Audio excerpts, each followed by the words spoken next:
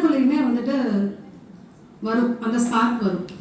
So எதனால அது வருது அப்படின்னா, நம்ம ஒர்க் பண்ண இடத்துல ஒரு ஜாப் சாட்டிஸ்ஃபேக்ஷன் உங்களுக்கு கிடைக்காது. நம்ம என்ன நினைக்கிறோமோ அதை செயல்படுத்துறதுக்கான ஒரு ஃபீல்டா வந்துட்டு நம்ம போற இடத்துல இருக்காது. ஸோ அதனால நம்மளோட தாட்ஸை வந்துட்டு ப்ராசஸ்ல கொண்டு வரணும் அப்படின்ற விஷயத்துல நான் வெளியில வந்து ஸ்டார்ட் பண்ண ஒரு ஸ்கூல் தான் இது. ஸோ பேசிக்கா வந்துட்டு நான் ஹையர் செகண்டரி தான் எடுத்துட்டு இருந்தேன். ஒரு 15 வருஷமா வந்துட்டு ஹை ஸ்கூலும் ஹையர் செகண்டரி தான் எடுத்துட்டு இருந்தேன்.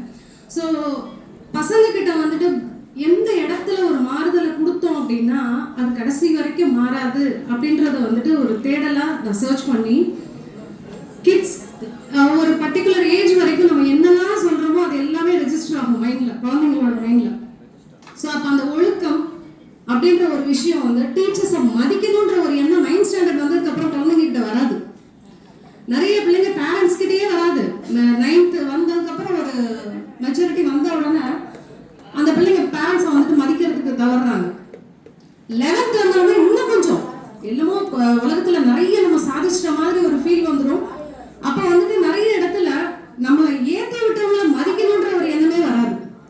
ஸோ இந்த எண்ணத்தை மாற்றி அமைக்கிறது வந்து பேஸ்ல இருந்து நம்ம கொடுக்கணும். அந்த குழந்தைங்களுக்கு வந்துட்டு சிறந்த கல்வியை கொடுக்கறத விட ஒழுக்கத்தை வந்துட்டு அதிகமாக கற்பிச்சு கொடுக்கணும் அப்படின்ற ஒரு எண்ணத்துல ஆரம்பிச்ச ஸ்கூல் தான் இது.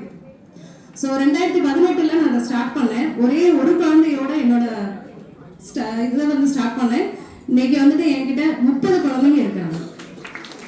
ஸோ எல்லாமே நம்ம கையில தான் இருக்குது.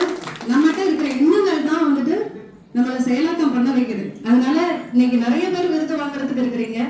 ஒவ்வொருத்தரும் வந்துட்டு ஆரம்பிச்ச காலங்கள் கம்மியா இருந்தாலும் நம்ம ஒரு சக்சஸை நோக்கி போறோம்ன்றத மட்டும் மனசுல நல்லா வச்சுக்கிட்டு அந்த டே இதை விட பெரிய